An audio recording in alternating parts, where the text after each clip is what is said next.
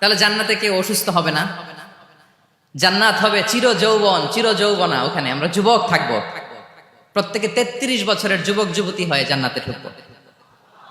বিষ্ণু ইসলাম বলেন, আহলুল জান্নাতি জুরদা ওয়া মুরদা ওয়া আবনাউ সালাসিন ওয়া সালাসিন। জান্নাতে যারা যাবে শুভ্র দাড়িবিহীন, প্রত্যেকে হবে 33 বছর বয়সের।